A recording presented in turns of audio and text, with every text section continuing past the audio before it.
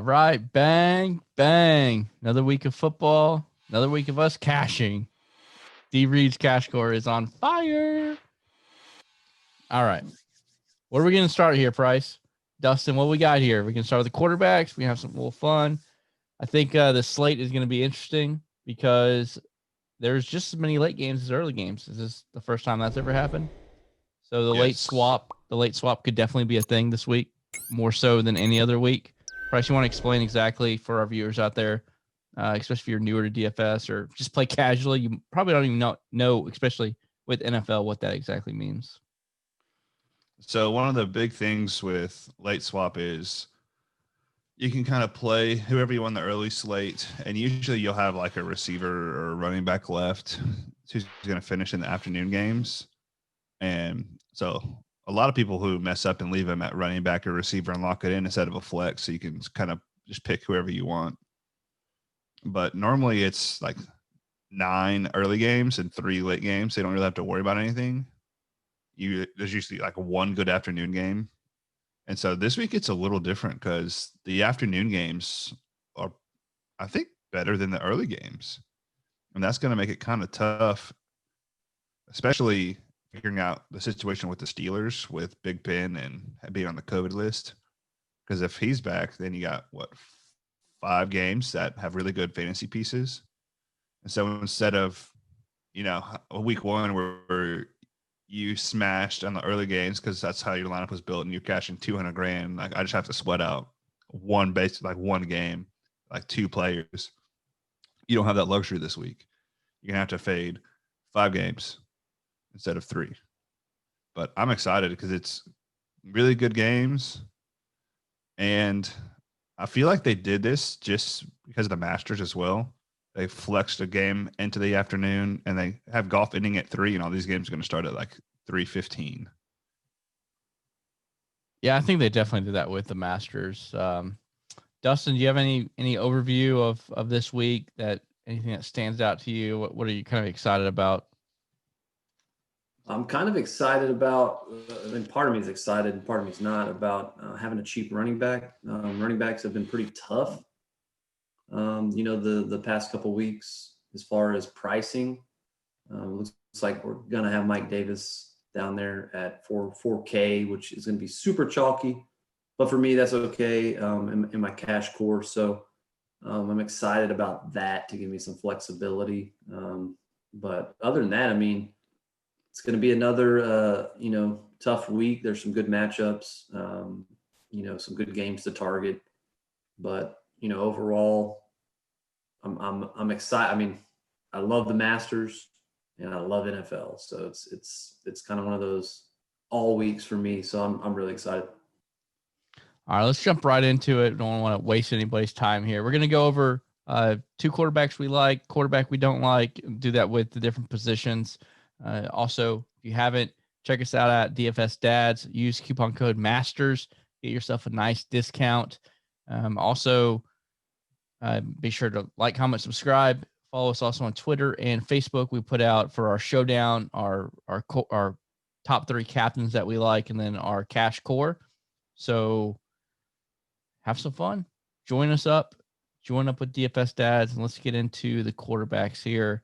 I'll just start off with the quarterback, and I'm thinking about the quarterback of the week, and Kyler Murray. Kyler Murray for multiple reasons. One, I think he's had 4 straight games with a rushing touchdown. He has, let me pull up a little stats here. He is 8th. Let me see, 8th in rushing yards. He has 543 rushing yards, and he's 3rd with rushing TDs behind Dalvin Cook and Todd Gurley. That's just insane for a quarterback. Absolutely insane. He is in a high-paced game as well. The total is 56.5 points I see right now, and also the spread is Arizona -1. So the game script, along with the high total, I'm in love with Kyler. I don't care. I hope that he's the highest priced quarterback at 8K on DraftKings. Keeps people away. So that's my first like, and then the other, I'll let Price talk about his main man from Houston, Deshaun Watson. Yeah. Talk to us about Deshaun. I mean, they have a really good matchup this week for him. Cleveland's been sneaky good on offense. Their defense is garbage. Will Fuller, they didn't trade him, so thankfully he has him to throw to. Brandon Cooks has come alive. I think David Johnson being out will actually help the offense because then you got Duke Johnson, who, I mean, he's the leading rusher in history at University of Miami, and he never gets a chance to actually have all the snap share. So you got him, who's also the receiving back. So that should open up lanes for Watson. I mean, Cleveland's not going to be able to keep up, I don't think, with him as far as on defense locking him down. And Houston's defense is so bad that Cleveland should score a bunch on him. As long as Baker's back. I know he got put on the reserve list, but I think he's supposed to be back for Sunday. And then they also got Nick Chubb back, so that kind of adds another element to their offense. So it's another high over-under. I believe it's 51, and it's only a 3-point spread, so it should be competitive. I don't think there's going to be any bad weather either. So, I mean, and Deshaun, he's not as prolific at running as Kyler Murray, but he still can move, and if need be, he can run around and score on the ground too. For sure. I like, there's a couple other guys down on the cheap side of things. Tua, my boy from Alabama, I had him in a GPP lineup. I did Tua, Russell Wilson, which killed me, and then Josh Allen, my 3 main GPP lineups for my single entries. I think going back to Tua here, at the very least, I cannot wait to watch this game. Joey Bosa's out. There's a couple injuries on the Chargers, so also Preston Williams from Miami is hurt, so that doesn't help. But I think, not necessarily talking about game stacks, but Tua and the tight end, Mike G, can be a dynamic duo, only at 5,600. Or also Jake Luton versus Green Bay. Their cornerback number 1 is out. They got, I don't know why I hate doing all these talking about all these different stacks, but I like the stack there in that game as well. So those are some pretty cheap. If you pair up one of these cheap quarterbacks along with a cheap running back, you can literally have studs everywhere else. So that's kind of where I like down low. For me personally, I understand that Aaron Rodgers is in a plus matchup, but at 7,900, I think Kyler Murray has a lot more of a higher floor and then also a higher ceiling. And I can see Green Bay going up big, and it's the Aaron Jones show. So that's my one big fade of the week is Aaron Rodgers this week. Where are you at, Dustin? Yo, so Josh Allen again. I think he's in a smash spot going up against Arizona. Obviously, the return for Kyler Murray. 2 pretty similar quarterbacks as far as stylistic. They both get rushing touchdowns. They both rely on their legs, and then they both can chunk it around too. So Josh Allen last week absolutely demolished for us in our cash core, and I like him again this week. I mean, there's nothing not to like. Not as juicy of a matchup per se, but almost as. So that's one that I'll be looking hard at for our cash core. And then Jared Goff, another guy that's a little cheaper, 6,500 going up against Seattle, who, I mean, they're last in the league in pass yards allowed by a wide margin. They're just not, I mean, they're just terrible. So Goff had his worst game against Miami. It was kind of a weird game flow. He threw it 61 times though. So, he's been pretty solid all year. And I think Seattle comes out a lot better offensively than they were last week. They had one of their worst games. And so I think you see Buffalo. I mean, gosh, drawing a blank here. LA Rams. There you go. The Rams, having to keep pace with them. So as far as a cheaper guy, not a ton that I like down there. I mean, maybe an outlier would be a Carson Wentz, somebody like that. They might get Alshon back. They got Goddard back. So, getting some more weapons. Fulgham has been really good going up against the Giants, so. Who do you not like then? Huh? Who do you not like then? Who's your one fade? I mean, it's hard to play Burrow against Pittsburgh. I did the pass rush. I just see him making some mistakes. Now, he could always, Pittsburgh obviously bringing pressure opens things up to, getting beat over the top. But I just kind of see that as a trap game. They were flat against Dallas. I think they come out a little more prepared this week. So I'll probably stay away from this. So we'll move on to the running backs, but I got to pause and say thank you, Dustin, for the awesome cash play last week with Josh Allen scoring 39 fantasy points, put everybody in the cash for our cash lineup, which saved me because of my Russell Wilson and Joshua Jackson, a couple plays injuries right before the game starts. So thank you for that. Let's get on to the running backs, and I want to start out with Price talking about Mike Davis, which is going to be a lock for cash, but Christian McCaffrey is ruled out. And so they put Davis at the min price on GPPs, the GPP land. At what percentage ownership are you saying, you know what, I'm going to fade him, or it doesn't matter what his percentage is. It opens up so much value other places.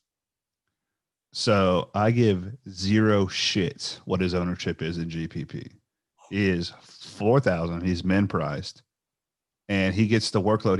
We faded him every fucking week earlier in the year when he was 5,000, 5,700, 6,000, and he still hit value. And now he's min priced. Like, who cares? I don't care. It's a free square. DraftKings screwed up on the pricing because they did it Sunday evening. If you go look at the early only, he's 6,700.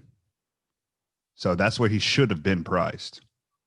So we got lucky with the late breaking news on McCaffrey's shoulder being messed up, but I plug and play. I don't care. It's something. I agree. It's lock and load. It opens up the value everywhere. He's going to give you 20 points probably, and it's just a must play.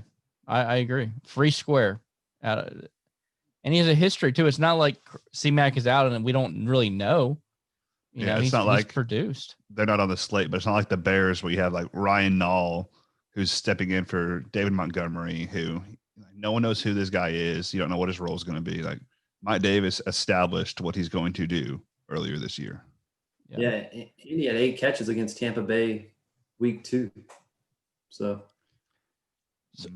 with going back up top, and what I deem as the best up top player to play is Aaron Jones. They're just gonna kill the Jags, and I think they're gonna hopefully rely on Aaron Jones this game and not have Rodgers throw it all over the field. So what do you think, Dustin, about Aaron Jones and cash setting? Do you like him at cash, or do you think he's just a GPP play? Yeah, I mean, I like him. I like him this week, given he didn't have any setbacks with his injury. He is a little bit worrisome in the sense that he doesn't get as many runs as you'd want out of a guy like him. I think. Let me look at my stats here. He's like a 55% snap share for the year whenever he plays. So, and what's crazy is so is Kamara at 50% lately. It seems like. Yeah, but Drew Brees locks onto him a lot more. He has his highest total carries in one game is 18 against Detroit when he went absolute bonkers.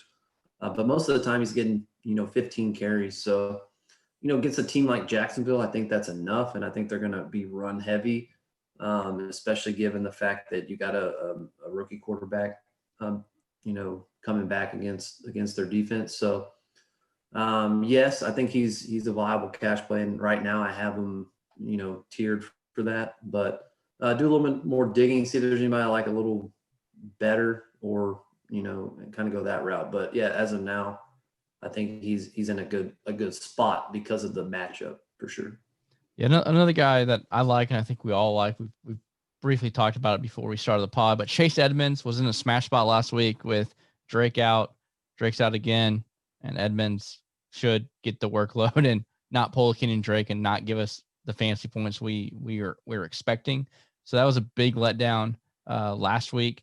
But I'm going to go back to the well here, 6,300. Going back to it. Hopefully, people are not going to play him because it's going to get scared of the recency bias of him not doing well. And then lastly, another play is Mike Davis. I plan on playing 3 running backs this week. Put Mike Davis in the flex or in the running back spot, and those are early on the 3 running backs I'm looking at. What about you, Dustin? Let's lead you off. Where are you at the running back spot so far this week? Yeah, I mean, Edmonds, I like his spot. I mean, the snap share percentage is there. The carries were there.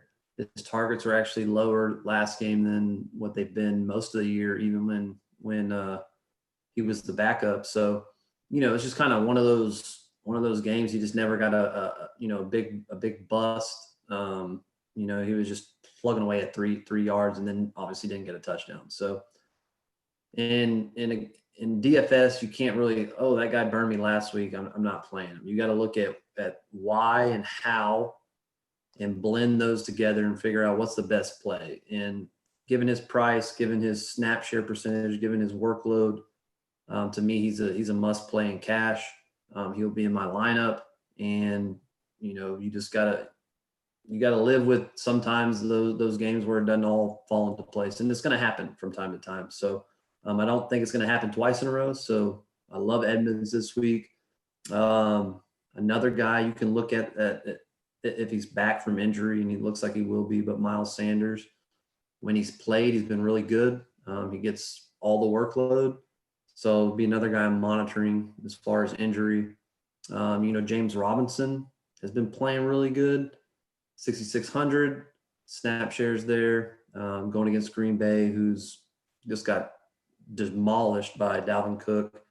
And so, those are the kind of the top end guys. It gets a little tougher down at the bottom. Like Price said, and I'll let him touch on that, on his low guy down there. But, it's kind of tough because, you got Melvin Gordon, but he's been not playing as good as Lindsey. They're in a great matchup against the Raiders. And so it's like, which guy do you take? Which guy is going to be better this week? Which guy's going to get the most carries? And sometimes that's hard to decipher. So you end up going away from it. So it's kind of tough down low, and I'll let Price see if he knows or who he likes down there. But I'm generally going to stay with Davis as my low end and Edmonds, and then my flex will be, a Jones or somebody like that. All right. So we touched on Mike Davis, who's min priced. Another guy who dominated the snap share last week is J.D. McKissic. I think he was on the field for 83% of their snaps. Antonio Gibson's hurt. He hurt his shoulder. He missed practice today.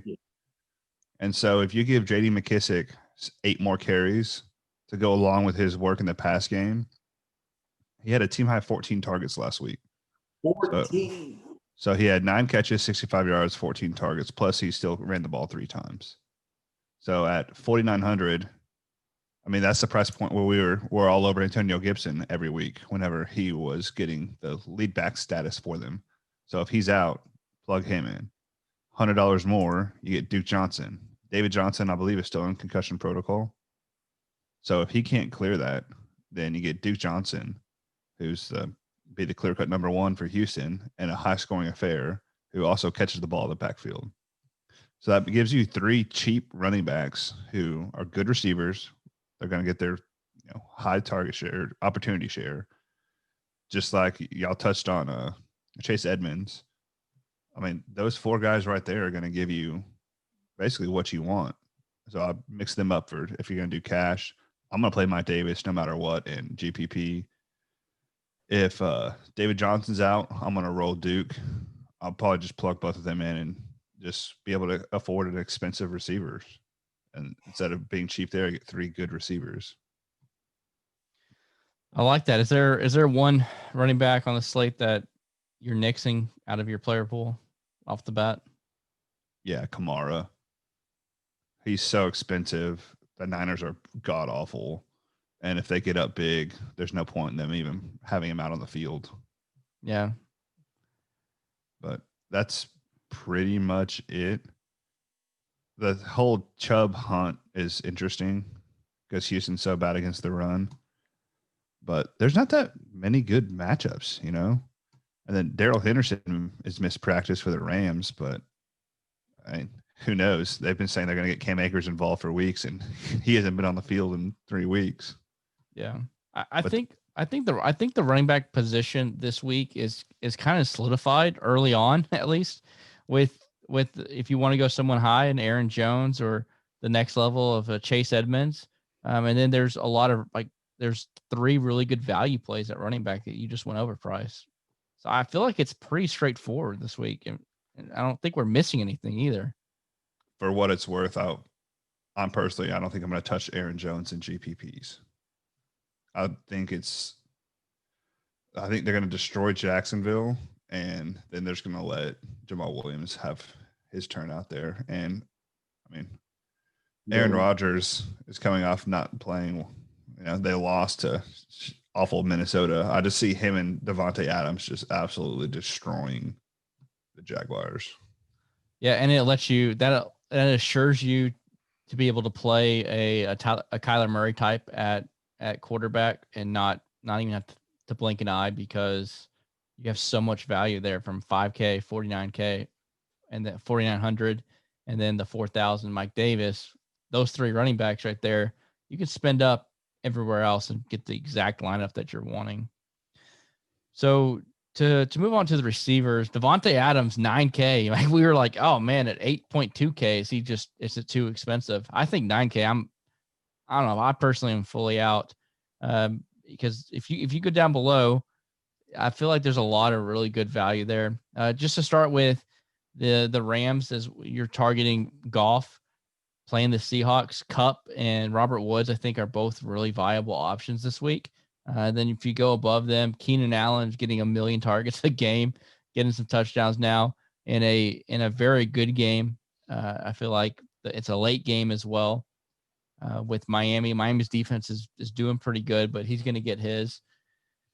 And then we've had a lot of heated debates here between DK Metcalf and Tyler Lockett. And at the end of the day, the 2 weeks that Tyler Lockett beat DK, he went off. No doubt about it when you put 49 points up. But DK has beat Tyler 6 out of 8 weeks. He is a complete freak. Tyler Lockett's probably a top 15 receiver in the league. So I'm not dissing Lockett, but DK is on another level. So a lot of people, I feel like, end up going to Lockett because he's cheaper and saying, well, I mean, they're pretty much the same. I don't think that they are the same receiver. DK is better than Lockett. And I think this year has proved out 6 out of last 8 weeks. DK has scored more than him. So I don't think you should just look at, okay, well, DK is 6,500. So that's who I'm just going to lock in. Now with Hopkins, that's someone I like. Kyler, so I like Hopkins, but I have no problem going down below that because I love the value here. I love the number 2 receivers for the little slot receivers like Christian Kirk or Brandon Cooks have both showed out really well lately. I believe they're in really good matchups and really good spots to do good things.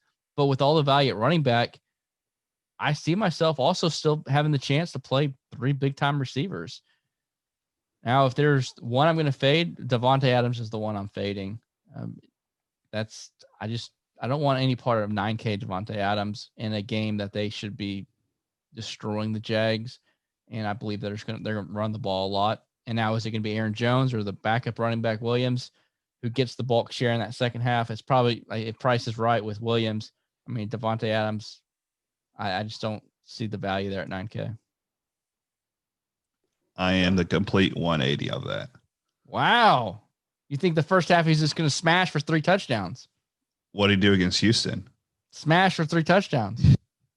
And if I'm gonna go cheap at running back, that means I can play Rodgers and Devontae Adams.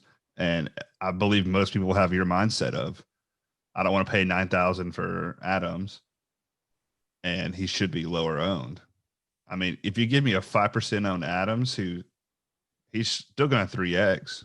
Well, then why don't you just play Adams solo and spend up for Kyler, who I think is in a better spot to score high. If I'm going to use I'm going to make 20 lineups, I'm going to use multiple quarterbacks.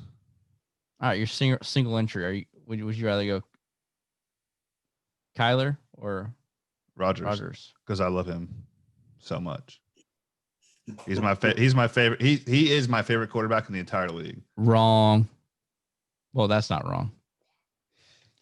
All right. So you're 180 degrees difference to me. Then. Yes, I 100% would rather have Devontae Adams than Aaron Jones this week. Well, I mean, yeah, I'm not saying that at all. But do you think 9K is worth Devontae Adams this week in a spot where you think they're going to run the ball a bunch and be up by 1,000,000 points? They still throw the ball a bunch, no matter what. All right. His least amount of targets in a game when he wasn't hurt is 10. Besides that, he's had 17, 16, 12, and 12. So you're going to give me, let's say, 13 targets against a god-awful secondary. He's going to convert 9 to 10 of those for catches. So he's already at 1x right there. He's going to get over 100 yards receiving. So then he's 2x. And he's going to get at least a touchdown. And with the 100-point bonus, that's 3x. I'm in. If you want someone with 13 targets, just go down $2,000 and get Keenan Allen.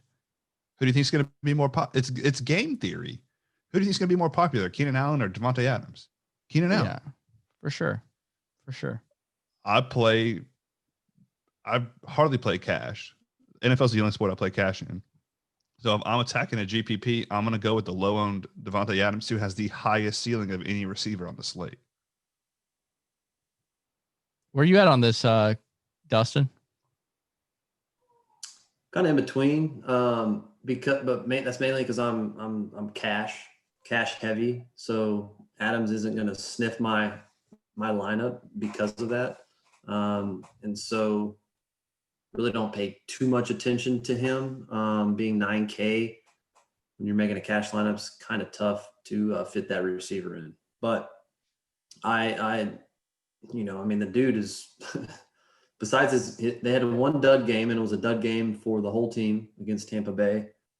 But when Adams has played, the dude has been an absolute monster. So, there's a reason he's 9,000, right? There's a reason DK priced him at 9,000, and he definitely can pay off. He has the highest floor and the highest ceiling on the slate, like Price said. So, I won't be taking him, but I can see why you would. So who else are you pairing him up with D Adams? Because you got some salary up there. You said you wanted to spend up. Cooper Kupp. Love him this week. Especially reading up that Henderson's hurt. When Dustin talked about golf and being a game where they're going to throw a lot because Seattle's garbage against the pass. If you take out a running back, that just means Cooper Kupp should be kind of the extension of the run, right? You have Woods on the sweeps, but Kupp had a great game last week. I think he had 21 targets last week. 21, yeah. That's just unbelievable. So I wouldn't expect that again, but give me 12 targets at least.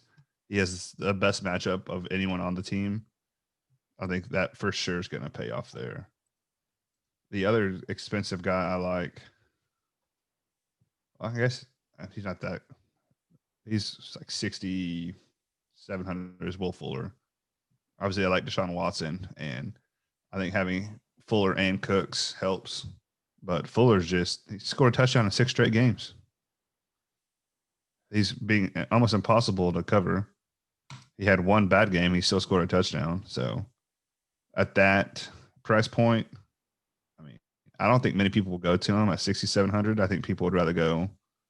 You're going to see Lockett down at 6,500 and go there, or Woods in that matchup against Seattle, or just move on up to Keenan Allen and just skip over Will Fuller. Agree. It's crazy. Also, like Terry McLaurin, every game just seems like he scores a touchdown as well. He got so lucky last week too. He did. It was like Chris trying to tackle me. Just bounce off. So we were on Terry McLaurin the first, I think, 3 weeks of the season, and he dudded for us the 1 week that Alex Smith came in. and completely was terrible. But beyond that, he's the best option on a crappy team. So What's he's usually pretty good. I don't like him with Alex Smith as much back there. As you see, McKissick got 14 targets, so he likes to dink it a lot. Price? What's your one fade though? Michael Thomas. Yeah, that's exactly my fade as well. I think that's kind of a cop out because he hasn't done anything all year, and they're playing the Niners. But I don't see a point in paying $7,400 for him. Yeah, especially when you got your boy Price's boy. I mean, Dustin's boy Diggs right there at 7,500, and a great matchup as well. Is there any cheap guy you really like this week? Go ahead, Dustin. Any cheapos you like? I was just gonna say he's my boy when he does well for you, but if it's Lockett, then you berate me about it. Why didn't we play? 3 straight weeks. Chris doesn't say a freaking word when he drops 50. He's like, "Oh my gosh, thanks, Dustin. That was a great write up in the last 2 weeks." What the hell? Why didn't you play DK? Yeah. So for the viewers and to kind of rehash, obviously Lockett and Metcalf are two different. I mean, one plays slot and it's tiny. One is a huge, massive Hulk-looking guy. But a lot goes into this beyond, hey, this guy looks really good, and this guy, a lot of matchups, trends, who's guarding who, the defensive tendencies and stuff like that. So, obviously you're going to have misses here and there. Lockett last week got tackled on the one, dropped another touchdown. Could have easily, had a nice week. So Lockett the week before that. That's back. That's back to you, man. But as far as my receivers that I'm looking at for cash so far are going to be Keenan Allen. He was my player of the week 2 weeks ago. Went 3x, had 9 catches, touchdown. Obviously did really well last week. The volume's there. They love him. He plays the slot, so he gets a lot of the shorter throws, and so his floor is very safe. I'd like Kupp again. Good matchup. Playing the slot in a high-scoring game. Going down, Robbie Anderson against Tampa Bay. Really, he's Bridgewater's favorite receiver. You got McCaffrey going out, and he went over 100 yards against them early in the year. And I think he had a touchdown. So another guy, 6,100 again. That's going to get a ton of looks. San Francisco receivers are a little interesting. You got Ayuk there at 5,700. Just to see who they all have coming back, because all of them went on COVID-19. They all live together. In the era of Corona, Trent Williams and 3 receivers all live together. And then one of them was like close contact or tested positive, so they all had to sit out.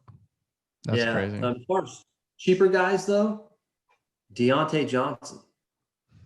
5,200. Obviously, if Big Ben plays, and Price is laughing, you probably can't see him because the guy got hurt 2 weeks in a row after a big week. And I said until this guy is over 6K, even then I still play him. And he got hurt back-to-back weeks, but he's their most focal point of that offense as a receiver goes. And he got 10 targets again last week. So at 5,200.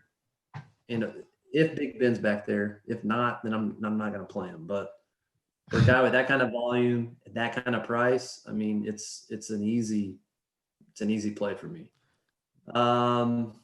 Devontae Parker. Devontae Parker, 5K. Preston Williams is out. The Chargers defense is garbage. Who do you think scores more, Parker or Deontay? Oh, that's fine. I'll bet that. If Big Ben plays. Big Ben's not playing. Mason Rudolph is as good as you are out there. Parker. I'll tell you the best 5K range guy though is Jerry Jeudy. Drew Lock has come back from injury. He's doing better. And here's a couple of stats here. The last 2 weeks. Target share for Jerry Jeudy. Week 8, 27%. Last week, 31%. He scored 11 fantasy points. Last week, he scored 25 fantasy points. He's 5.6K. They are a 5.5-point dog, so they're going to have negative game script, which means auto lock for Jerry Jeudy. What do you think about Jerry Jeudy there? The biggest problem with Jeudy is not him. It's a quarterback. He's just not accurate, man. Drew Lock he's like Josh Allen was last year, where he's just 50%. I mean, look at 14 targets, 7 catches, 10 targets, 4 catches, 4 targets, 2 catches. So he's right around 50%. And, that's just kind of worrisome for me. I mean, obviously with 14, you can afford that last week, but I don't know if he's going to get 14 again this week. So, his first week over 100, I just think it's kind of, I mean, obviously I was all in on him. He's in our cash core, really panned out for us, but thank you, Dustin. I just don't know this week. I like Jeudy. I like him. I just don't know if I can trust Lock. What about you, Price? Oh, Butterfingers Jeudy? No.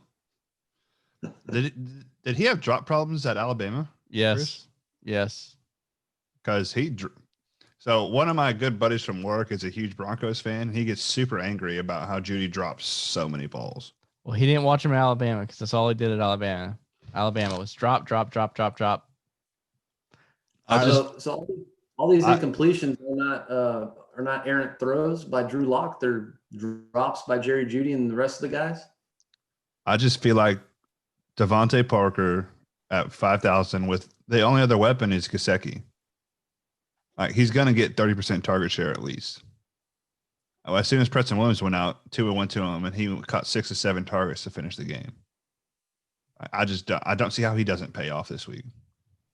There's so much good value this week. I'm like, am I just going to leave like $1,000 on the table because there's all these value plays that are that good? I guess that's when you play Devontae Adams at 9K.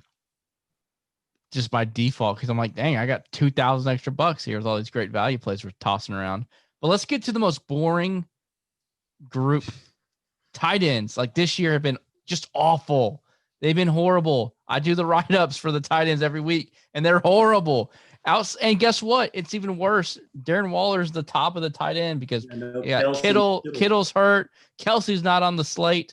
It might be on Dustin's slate because he sometimes doesn't do the same slate as us, but they're off this week, so he's not even on here. Good. So you can't pick them. So I don't know what to think about tight ends. I'm just so I don't know. I think I'm gonna have so much cash left over that I might default to Waller with all these good value plays. But I really like Evan Ingram this week though for the Giants, 4,500. Ebron is Price's boy. I think another really good lock if Big Ben plays, but if he doesn't play, I'm not touching Ebron. And then also for Tua, Gesicki Mike plays in the slot, tight end for the Fins, and a really good matchup. Hunter Henry just continues to let me down all year long, 4,100, still a good price, but that's kind of where I'm at. And the tight ends, Swerve and Irv Smith did some good things in my one GPP lineup last week, but I don't really see a lot of value super down there. I guess I don't know. What do y'all think? Where y'all at? I really like Godare. True. He played a lot of snaps last week coming back from that tibula or whatever he broke. And I think he played like almost 70%. He only had 1 catch, but if you look, it was Richard Rodgers against the Giants that they're playing again that had like 6 catches on 8 targets for 85 yards or something, right? And so Dallas Goedert is way better than Mr. Rogers' neighborhood. And so I just feel like, if he can do that, same defense, Goedert obviously early in the season when he was healthy, had over 100 yards the first game of the year. So I think he's in a good spot, probably be low on 4,200, can really pay off. Your boy Gesicki, I think he's due. He got a little bit more love from Tua, seems, than from Fitz. He got 4 targets, which doesn't seem like a lot, but with Preston Williams out, it's got to throw to Parker and hopefully Gesicki. So those are kind of the two. I don't trust Rob this week. They just have too many freaking weapons. You know, you got all the receivers now, right? Antonio, Evans, Godwin. You got Fournette in the backfield catching a lot of passes. I just, at 4,700, I don't trust Gronk. Yeah. Also got TJ Hawkinson. He catches a touchdown literally every single game. So, and Washington's defense is not good versus tight ends. So I think he's a viable play at 5,100. Yeah, his targets have been really good the last 3 games, 6, 10, and 8. So I think, especially with no Galladay, you can go back. He's probably going to get another 8 targets, 7, 8 targets. So yeah, I think he's as good as anybody on this slate as far as tight end. Yeah, I really like Hawkinson this week. He's a good matchup, and with Galladay out, he's going to be their red zone target. I think even if Big Ben's out, Ebron's still a decent play because I don't think Mason Rudolph's going to take deep shots. I think it's going to be short over the middle, which is Deontay and Ebron. Yeah, Ebron's come on pretty strong of late. Wouldn't you like Mike from Miami over Ebron, though, if Big Ben does not play? Yes, if Big Ben is out, then yeah, Gesicki's better. But like Dustin just talked on Goddard as one of the better sneaky plays. And then if Alan Lazard is still out, Tonyan at 3,600 could be a good little play too, because he had 2 bad games after he got banged up. But we saw what he did against New Orleans. He's athletic. Rodgers trusts him in the red zone. So I think that'd be a good little sneaky play. I think last he got hurt in that one game and was banged up a little bit last game, so he should be back to full steam. And then super cheap is never mind. He got one target last time out. I'll tell you who I don't like is any tight end from the Seahawks. They literally play 3 different tight ends, and you never know when they're going to play, from Disley to Greg Olsen, who's 100% washed. Any part of Seattle's tight ends, I always look at them, but I'm like, can't do it. You just take DK or Lockett instead. No, I just take Lockett on his the other 6 weeks. Remember who I was touting last week because we needed a really cheap tight end, and I said Eifert, and he 3.3x, man. It didn't take much because he was so damn cheap, but bang. 48 yards. Same quarterback this week. He's still the same price. So, I think maybe go back to that well a little bit. Before we move on, let's talk about Darren Waller, the top of the tight end heap here. I feel like we're going to have some extra cash with some of these value plays we've been talking about. Waller, earlier on the year, I was just lock and loading him, and he's been fading in a lot of aspects. I feel like he still got 10 targets last week. He's getting the targets, but 2 yards, dude. It's all dinks and dunks. It's like naked boots, and he's getting little flat passes for 2 yards. It's beyond dinks. Yeah, it's like 5 catches for 22 yards, 5 catches for 28 yards. The past 2 games, it's like, let the guy down the field a little bit. Holy cow. What's your thoughts on him, Price? I think he has the highest ceiling of any tight end. He also, he's the highest pressure. The reason he has the highest floor. I could see him getting his typical 9 targets. He should be the highest scoring tight end. That's why he's almost $1,000 more than Hawkinson. Yeah. But it's so frustrating because him last year, he's super athletic, did well. Even earlier in the year, they're letting him work downfield some. And now it's just like they got super conservative. I know 1 week was due to the weather, but there's no excuse for it last week. But if I do have the extra money, obviously I'll go Waller because he provides such high upside. All right, let's get to actually a more interesting position somehow. Defense We've been than tight end. balling on defenses, haven't we? Oh my gosh, the Giants last week. No, the Vikings. Vikings last And week did really good. both of They them. both did really good. And then Vikings had 9 Yeah. points last week for us? Yeah. What was it 2 Yeah, weeks ago? Was it 2 weeks? Miami. Miami, yes. They scored like Yeah. 20 points, man. Woo! Yeah, we could have gone back to them last week. They did really I well know. too. Miami's such a kind of a glitchy defense. But this week is without Big Ben, the Bengals at 2,100. Is that where we're looking? If Big Ben is out, yes. Yeah. Mason Rudolph sucks. If Big Ben is out, is that an auto lock to put Bengals Yes. at 2,100? I'll be putting them in everything. If Big Ben is out, I'm going to auto lock the cheapest defense, Mike Davis at 4K, and just get buck wild with whatever else I want to do. All right. Talk about, well, we already know you need that space for that damn Devontae Adams at 9K. So let's say Big Ben's playing though, Price. Where are you looking at? New York Football Giants. They're going to get sacks. Carson Wentz just holds onto the ball and gets eaten alive. I know they only put up 5 points against them last time, and they do have more weapons back, but they're going to get sacks. Wentz turns the ball over. I don't see them not paying off the 2,700. So you like all these value plays at running back, the 4,900 guy, the 5K guy. So what about the Saints let's say you have a little bit extra money. What about the Saints at 3K?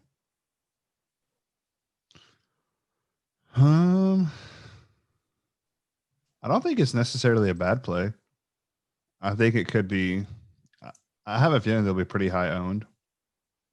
But if I'm stuck and I'd have a couple extra $100 left over, going up to them from the Giants, I think is a good play. Because we've seen Nick Mullins, he turns the ball over. If Trent Williams is out again because of COVID, they don't have a left tackle. So you got Davenport and Cameron Jordan who are going to get a lot of pressure on them. It's just they had 2 good weeks, both against Tampa. Every other week they've been super mediocre. So I don't know what it is about them this year, but we've seen them score 16 or 17 against Tampa. And then they went 4, -3, 4, 3, 1, 7. So it's kind of, I don't really get why. And some of them weren't good offenses. Like Detroit and Chicago are not good offenses. But I see your point on them. I mean, it makes sense. I mean, your boys over in San Fran are just decimated with injury. They don't really have anybody, especially if Ayuk is out. Yep, I agree. Any last words on the defensive side, Dustin? Yeah, I think the Browns 2,900 against Price's Texans. Not so much worried about them scoring, but they're going to get sacks. That's what the Texans do, is give up sacks. The Lions against Washington.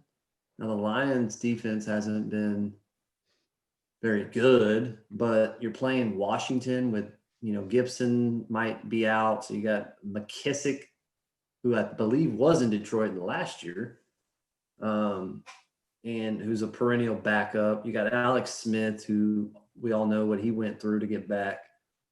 And so to me, it's like, man, they just don't have any type of weapons outside McLaurin. So I just feel like they can keep the scoring low, maybe get a couple turnover sacks and pay off at 2,600. And, not any that I love, this week. I mean, even the Steelers, you look at them last week, obviously they ended up paying off towards the end because the Cowboys just did what the Cowboys do. They didn't even pay off, though. They only got 7 points and at 4,900. Oh, yeah, they were 49. Yeah, the Vikings got more than that at 2,400. Yeah. So, it's kind of scary going up to one of those defenses and they're not paying off. I think that's why we try to live low, because there's upside as opposed to only being let down. Yeah. And so I think the defense this week boils down to, is Big Ben playing or not? And if he's out, just lock in the Bungles. And if he's playing, Then you have some options that we just went over from the 2,600 to 3K range. There's a few different really good options, and that's up to you to decide. But I would say if you're playing multiple lineups, don't just lock in one of those defenses. Spread it out a little bit. It's good to mitigate some of your risk on the defense because you never really honestly know who's going to get that pick six.